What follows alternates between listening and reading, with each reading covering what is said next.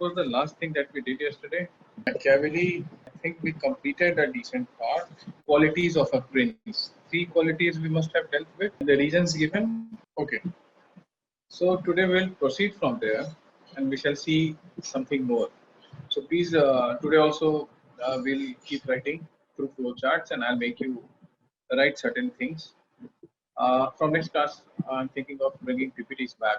I've already made today. I would like to do through this mode only. And of course, there are certain main questions that we have to see. Any of you who have seen previous year papers? Anyone who has seen? So were they in your range? So were you all able to write a meaningful answer? Only 2 thinkers we have seen till now. This is the 3rd thinker which I will complete today. Okay, and then we'll come to the questions also. So let us start today's session. You all can see the board now. Now, what do we do here? What we need to understand today that last class we have already seen that Machiavelli talks about the qualities that a prince must have and why he talks about such qualities because of his analysis of human nature. So the discussion till now. Now, what is his take on ethics? Okay, religion. He is not fond of religion, but what if religion is interconnected with ethics? What would he say? So he clearly says, you can see what I've written, autonomy of politics and religion. And he is the first person to say this. Is it all right? Can you see it? All of you can see. You can also add here. Okay. Politics is not connected with ethics or religion, is what he's saying. Which means ethics or religion should not be a criteria. For what? Yes, governance will be there to judge political actions. Understood this? What may be ethically wrong can be politically correct. No doubt still here. All of you have noted. Please tell me. Are you need a minute? Okay, sure. I'll wait. Please note it down. Autonomy of politics and religion, ethics and religion. First person who is openly saying this thing. And ethics and religion should not be a criteria to judge any political action because what might be politically correct will not be ethically correct. Ethically wrong things can be politically correct is what he's telling without any hesitation. Can I rub this? All of you, please confirm me. Anyone who wants to wait, I will give 1 more minute. I think everyone is done. Now next thing. What else he says? Ethics of prince is not equal to ethics of others. Ethics or morality. What is moral for a prince is not moral for others and vice versa. So this is what is called his concept of dual morality. Morality basically, but then that is not what everyone else confers with. Okay. Now how morality of others? How are they different? Let's understand through a chart. Ordinary people can sacrifice their life for state and for his principles. Prince should not what? Prince should not put the life of people in danger for his principle. This is what is his dual morality. Please note it down quickly. Yes, I'm coming to it. Let everyone write it. Sam, I'm explaining it. Yes, he said this. This is what I'm telling you. Please write it first, then we'll see. Okay, one more thing. Here you can say one more line, then it will, I hope, people, I add this, people and state. Here he is actually equating people with state. So for the prince there are certain principles, but these principles are less than state. For others, their principle will never be state is also sacrosanct for others. And what are their principles? They need to sacrifice. Okay. Have you written this first of all? Everyone has written it. See, please understand this, that ordinary people can sacrifice life for the sake of their principle, but prince is not allowed to put the security of people, and people here are state at risk for his own principles. Why is it so? Because I'm rubbing it. Actually, there is a clear assumption here that this nothing includes. Is it okay? Now what happens? Ethics and religion. What they do, they create dilemma for the prince to take actions in national interest. Okay, end justifies the means. Ends are very, very superior to means. If you have written it, then please let me know, all of you. Everyone who wants to wait, see what he's saying. That ordinary person has not very lofty goals. Okay, he is just a small subset. So when it comes to ordinary person, he or she must be willing to sacrifice, okay, anything for national interest. When it comes to prince, he is the one who will preserve the national interest, and don't let principles come in between. National interest should not be sacrificed at the altar of principle. Now, why will principle become a hindrance? Because principles are mainly created by ethics and religion. That is why he advocates a complete separation of ethics, religion with politics, because they will create unnecessary ethical and religious dilemma for the prince. And when he's going to take any action in national interest, suppose someone who has served the state for a very long time, for 30 years, and now he kind of makes a mistake, and that mistake is a blunder, big mistake. So ethically speaking, should be forgiven, or maybe warned, or maybe some lighter punishment should be given. This is what ethics tells us. Now here he says that even if he has saved your life in some battle, 10 times he has saved your life, go for the kill. Do not try to be ethical. Do not be guided by principles. National interest says that a traitor must be liquidated. End justifies the means. You saw this? End justifies the means. Can I rub this now? End justifies means. Did you understood, all of you? Did you understand? No, his prince is the ruling prince. Prince here is the synonym for ruler, like king. Aren't the decision of state, at least in part, influenced by the prince principles? He's the one calling the shots, of course. Do not be influenced by principles. Be influenced by national interest. Humanitarian principle would say, I'll give you an example, you'll be able to understand. Humanitarian principle would say that give political asylum to Rohingya refugees in India. National interests, read the IB report, would say no, they're a threat to national security. Is it clear now? All of you? What would humanitarianly speaking, ethically speaking, even religiously speaking, give shelter to anyone who has come to you because they are being persecuted?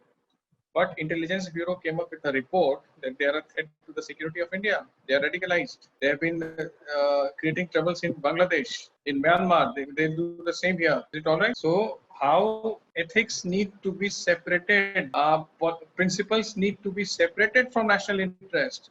What will they do? They will just create this dilemma. And prince here is synonym for the ruler. Okay. Ruler should never be in dilemma. Did you understand? Now, one more thing I would like to tell you. What Machiavelli said, which is greater? Tell me. This is equation 1, Machiavelli's. This is Gandhi's equation, equation 2.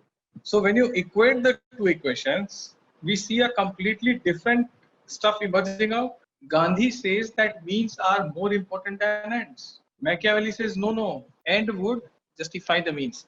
And what Gandhi would say, means should be pious. Are you getting it? So Gandhi will criticize Machiavelli. Gandhi will never approve of Machiavellian methods. You understand? Sorry. You understand means being. Yes, you need to write this. You understand means being more important than ends. Okay, take some time and write it.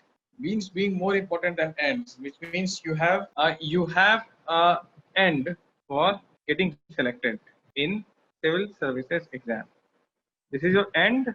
Now let us question the means. Means to achieve this end, that you get a good rank in your exam when you appear for it. Study hard, revise, listen to the faculties, no to what are your distractions.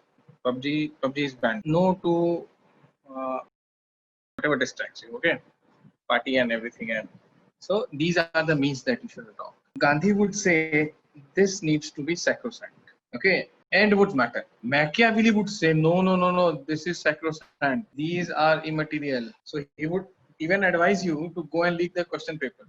It has never happened in the history of UPSC. So go and leak the question paper. Not important at all. How you make it. Cheat in the exam. Now do not try these things, okay? Because you will land up nowhere. Okay. If you do, you know this, you are mature people. Talk to anyone who has appeared for pre or mains. There is no such scope where you can cheat. But Machiavelli would say you cheat, you leak that question, you do whatever you want to.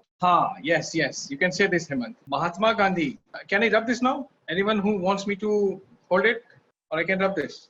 Now you see. For Gandhiji and for both World War II. This anyways you have to study in history. UK, USA, USSR versus Nazis, fascists, mainly Italy, Germany, Japan. Gandhi says, let us support them. They are fighting Nazis and fascists. Bose said why? Bose went to meet Hitler. Bose went to meet Tuzo, General Tuzo of Japan, and Bose liberated Imphal. Do you know this? INA, along with the help of Japanese and other powers, allies. So, for a Bose, means are more important than ends. He says, we want to fight the British.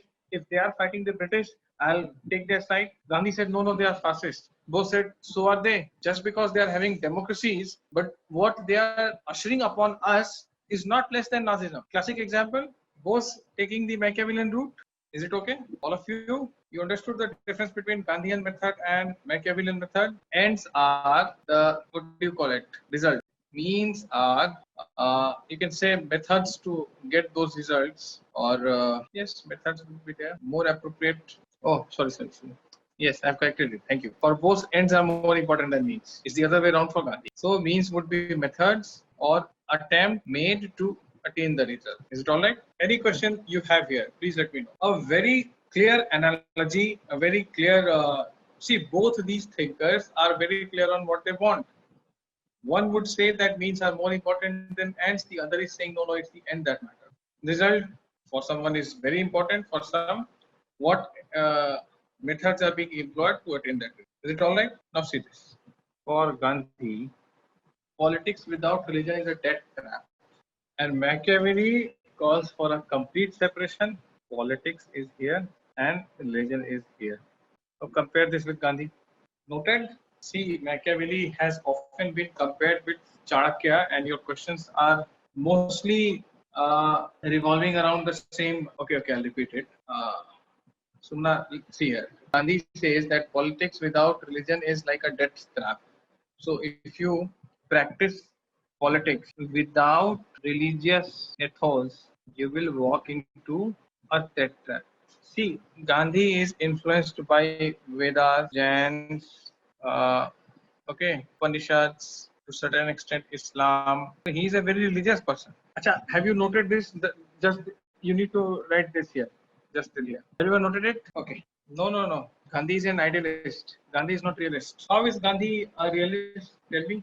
He is having one perfect idea. He is having a perfect idea how things are to be done, right? And he's ready to go to any extent. Isn't this idealism? Which way worked? See, what happened? The end result.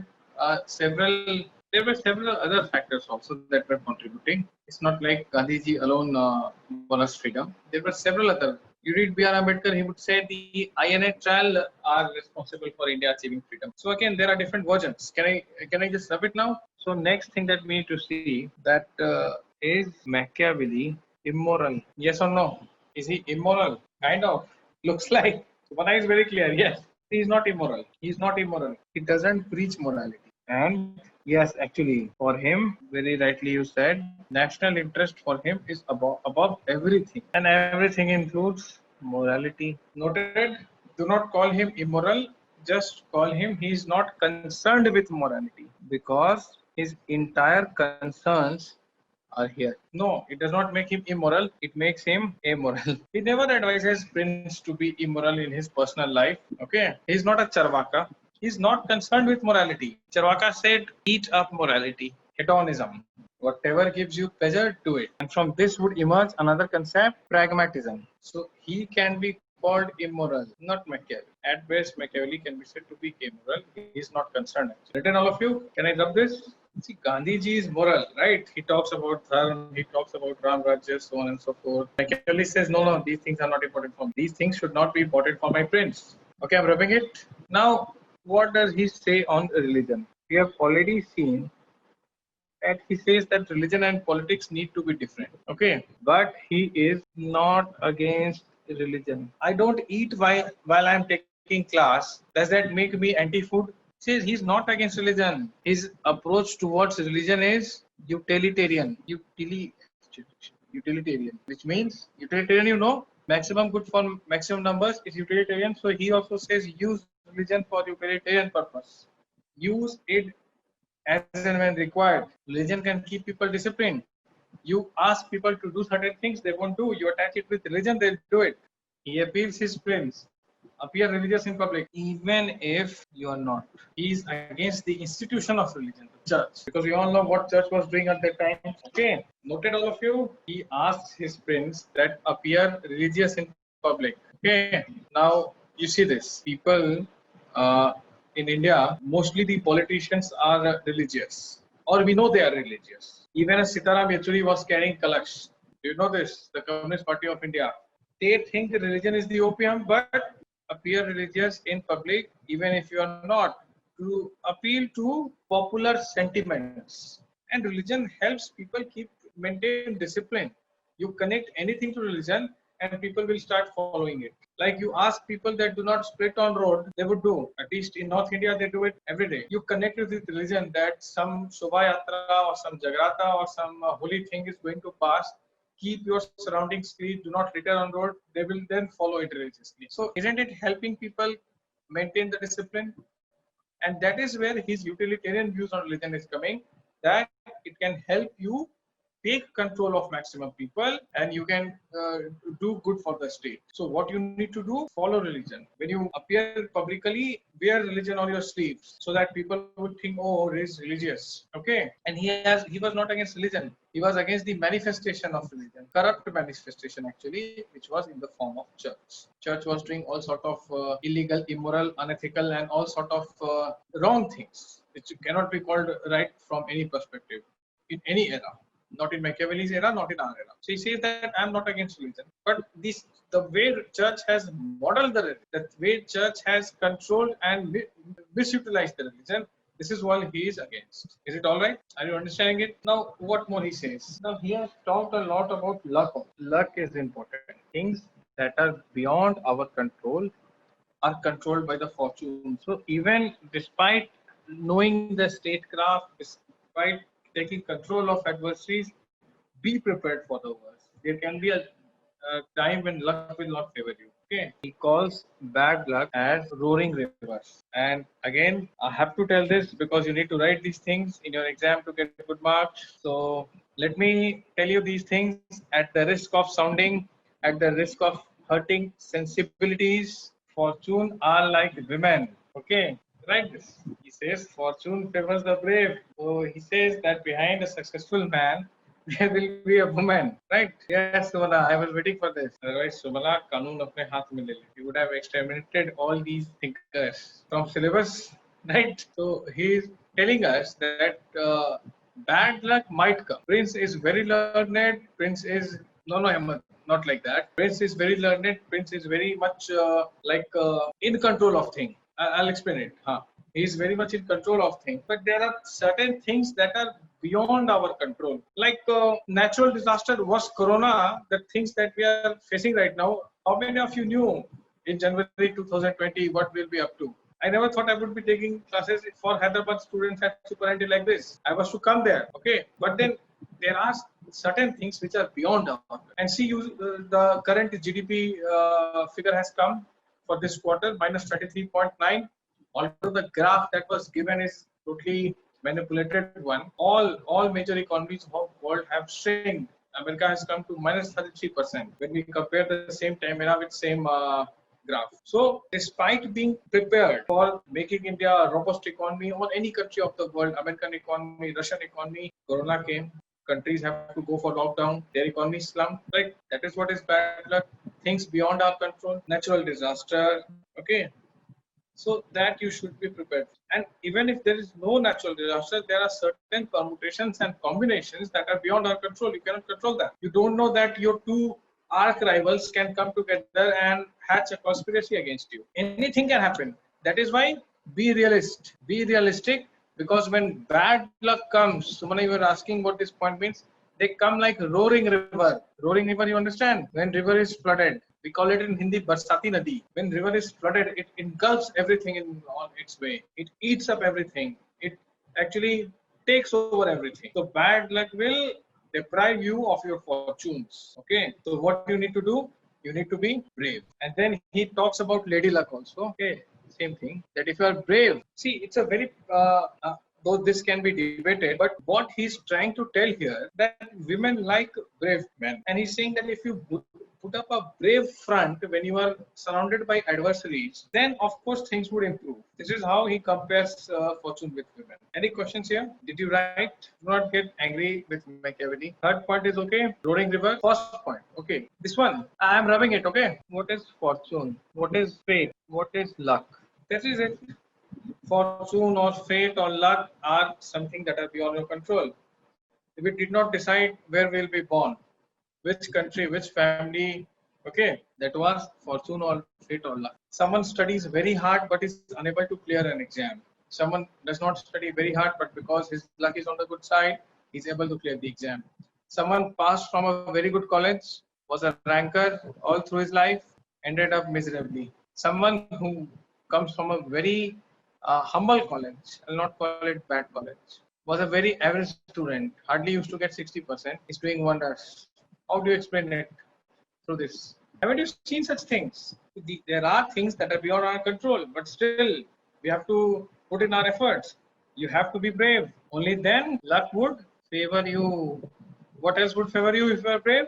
What else would favor you? Come on. If you are brave, then what else would favor you along with love? Come on. Ah, women. UPSC, okay. They would embrace you, right? That is where his concept of lady luck comes into being. The essence is don't get dejected. That's a very practical advice. If you have hit rock bottom, the only option for you is to rise. Right? What will happen worse than that when you are at rock bottom? You can only come up. And how will that happen? If you are brave, you accept challenge, you make attempts to mitigate those challenges or hard times. What would happen if everyone gives up that it's been 5-6 months, things are not improving? Things will only get worsened with such mindset. So we are moving ahead slowly. Entire world is moving ahead. India too. And we have shown a brave face in the times of Corona, right? On an average, holistically speaking, right? So that is what Machiavelli also tells us. First point, okay with all of you? All the points okay with all of you? Now, the next thing that we have to see here is we need to assess Machiavelli, and let us do a fair assessment. And I have told you every thinker is a prisoner of his time. So, thoughts, conditions of his contemporary times, right? Now, what were the times? Medieval era ending, modern era beginning. So he is caught at a crossroads. So when medieval era is ending and modern era, a lot of churning is happening. Okay. Rapid socio-economic political changes. Orders are falling out. Established orders. Influx of modern thoughts. Realism replacing idealism. Any point you have an issue, please ask. First you write. Write point wise, very precisely. You already have a PDF file with you. If not, I can give you all the notes. Lot of notes, but we have to understand things. So all this morality, ethics are going for a backseat. National interest. He's a nationalist. Write this. He's a nationalist, and he considers any nationalist considers national interest is above everything. In IR we study the first lesson. There are two cardinal lessons of international relations. First is there are no permanent friends and enemies, only permanent interests. Second thing, national interest is above everything. It is beyond morality, ethics, and everything. Okay, you have to have a pragmatic national interest. Did you note everything here? Now, I can rub it. Now, what else was happening during his time? Medieval era is ending, modern era is beginning. So, Renaissance. You know what is Renaissance? Did we write it? Just write one line. Renaissance refers to the socio-economic and political changes that happened from 14th to 17th century and impacted all walks of life. Now, this is where the concept of nation state develops here. Okay, it promoted nationalism. You see, Machiavelli is a nationalist. So the impact of Renaissance can be seen on Machiavelli. He's a child of his times. Correct. Now he's a reformist. Why? He confines religion to personal space instead of public space. Okay, and this will result in Western version of secularism. He's not against religion. I told you. He just says that church shall not decide what politics will be. He's just segregating personal space and public space. And this is what Western secularism is all about. Correct? Please tell me if you understood it. Any questions that you have regarding assessment of Machiavelli here? Can I rub this? Okay, how did Renaissance promote nationalism? No, not only in Machiavelli. See. I need to draw another chart. But okay, see how happened. How could that happen? Renaissance led to socio-economic and political awakening that led to enlightenment. And then comes the concept of nation states, politics plus church. This is pre-Renaissance. After post-Renaissance, it would be church is weeded out, the era of nationalism. Okay, people will have affinity for nation, and nation will evolve around certain identities. Can be cultural, ethnic, social, not religious. Religion was being weeded out. Okay, cultural, ethnic, regional. It can be linguistic. It can be. Is it all right? Did Machiavelli reforms lead to secularism, or was secularism a product of Renaissance? Yes, secularism was a product of Renaissance. Can we say pre-Renaissance religion united people and after it nation? See, pre-Renaissance religion did not unite; it divided people. Religion was used to divide people. What was religion doing? Church state control. You know, church used to take tax in France. Tithe. Church used to have the concept of sin letters. You made a mistake, you go to church, pay a price, get a sin letter. That sin letter was signed by the God. Okay, so isn't church creating division? Is it all right? Okay, please tell me. Yes, nationalism. See what will happen. Nationalism will cut across all such social divisions. Please, what was the question? I missed the chat. Had been spread to Islam, we would have different world today with less influence of separatists in the name of God. Let us not assess that for now. Okay, we don't have to even remotely study Islam. So why go into that? Don't do that. That's not a risk worth taking. Okay. Next thing that we can see here, we'll talk about something related to Islamic order in IAR. And we'll see how Erdogan is trying to become the new caliph and how Saudi is losing its clout on the Sunni world. Okay, but not here. Now, what he calls human, selfish, self-centered people value their possessions. Okay, so this is again reflected in the psychology. This again is reflected in the psychology of Machiavelli, because capitalism is about maximizing profits, right? Capitalism is about maximizing profit. So he says that when you are selfish, when you are possessive, when you material possessions, right?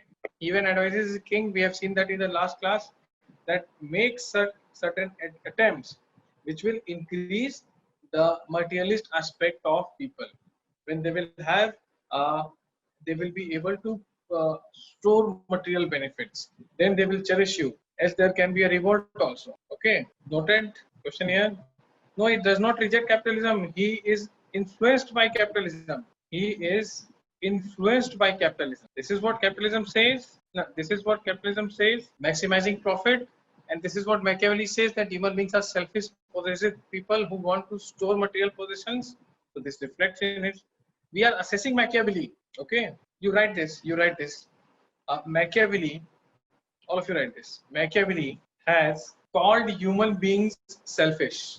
Machiavelli has called human beings as selfish, who are possessive by nature. Who are possessive by nature. These traits, these here means these two, selfish and possessive traits. These two traits are amply reflected. Human being क्या है?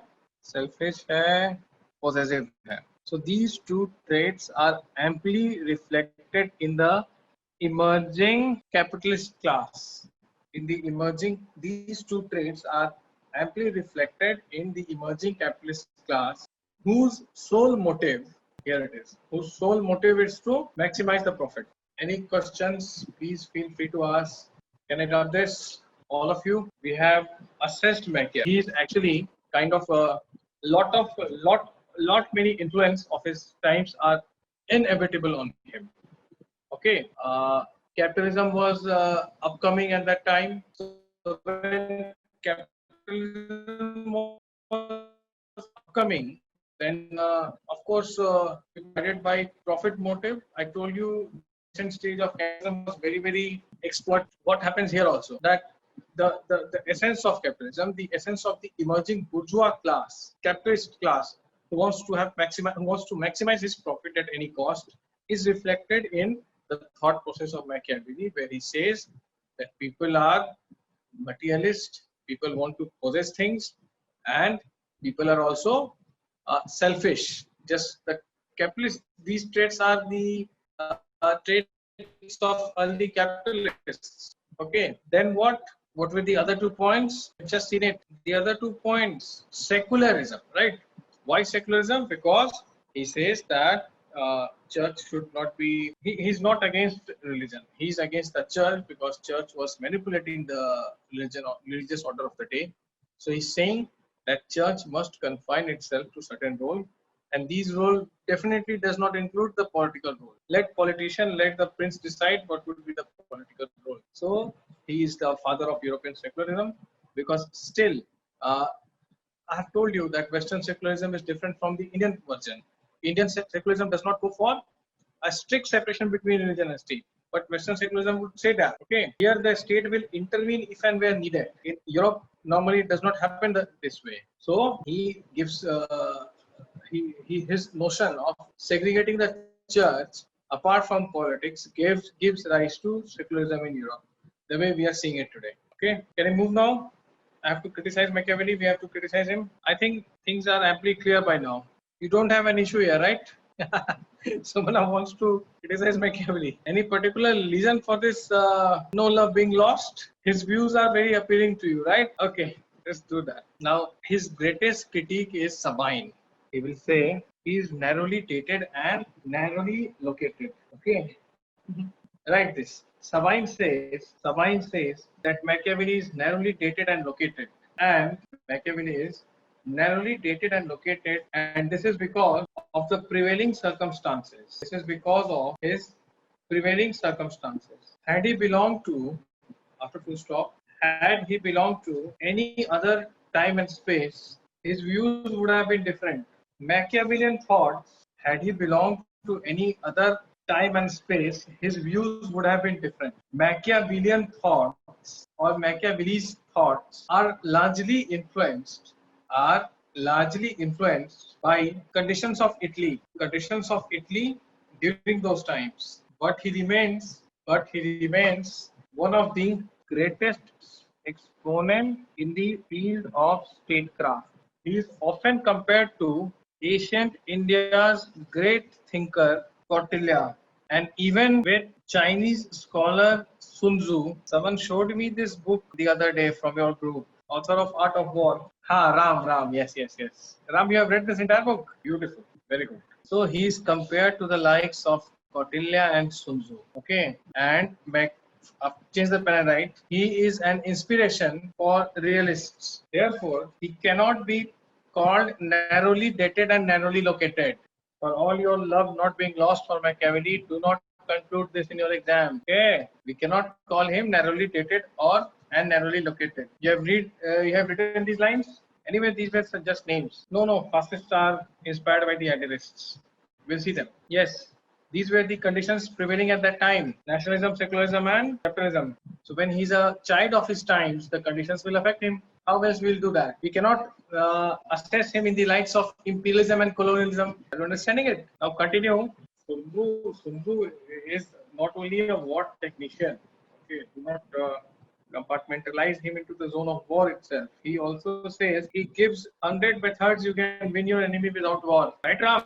So even without physically fighting your enemy, there is something called perception war. Machiavelli also says the same thing. Prince cunning like a fox, brave like a lion. Even if he's not religious, appear to be religious in public. What is this? This is perception. Will help Prince win many battles. And finally, the war. Okay, so you have also read it. So isn't he talking about methods to annihilate your enemy without even sending a troop, a single soldier? And there are not many similarities, but yes, some scholars. No, he's also compared to Kautilya. Okay, he's also compared to Kautilya, and there are more differences than similarities with these thinkers. There are some traces that scholars find and they articulate it. I'm not saying that he's a carbon copy of Sun Tzu or Kautilya. All of them belong to different era, to different times, to different conditions. But certain things are universally applicable. This is why we say that these thinkers were great enough to give us things that are transcendent, okay, that travel from time and space. Let us read Kautilya. Let us Start with IPT, there you will see what Kautilya is, and then you will know that where Machiavelli is almost matching him. Sun Tzu is not here, so we cannot write more than this, that some have compared him with Sun Tzu. Of course, if Sun Tzu were in syllabus, I would have loved to do a detailed analysis, made you write 2 pages, but why should we transcend beyond the syllabus? Okay. Now, one of the most important thing that you need to write, that in politics, almost everyone applies Machiavellian methods, but they never publicly acknowledge it. Right or no? Isn't everyone doing the same thing? Cutting across the enemy fronts, trying to win allies. But who will say this? Everyone will take pride in kind of morality, ethics. See, we have already criticized Machiavelli. What Sabine has said, we are trying to view it with both angles. Okay, so people are adopting Machiavellian. No. Sabine just said that thing, that statement that you wrote, narrowly dated and narrowly located. That's it. We are, because this question can be asked in your exam. So what are you supposed to write in that answer? That is what I'm telling you. Do not completely side with Sabine. You can agree with Sabine that Machiavelli is a child of his times. He was influenced by the conditions of Italy that were prevailing during those times. You can give some context of capitalism and nationalism and all that very, very briefly. But then you have to say that we find a parallel with Kautilya and Sun Tzu. Okay, and then you have to write this thing also, which I've just written, that people will practice what he has said, but they will never acknowledge it. This is a paradox. Upar se Gandhi, andar Machiavelli. Okay, no, don't write this. Everyone written it. Now, next thing you write. Let me take 5 more minutes. I'll complete it. Okay. No issues with any. If I stretch it, you can wait for 5 more minutes. Okay. So here we write Machiavelli as the first modern thinker. You can get a question that is Machiavelli. Is it right to call Machiavelli as the first modern thinker? No, right. Whether he is the first modern thinker.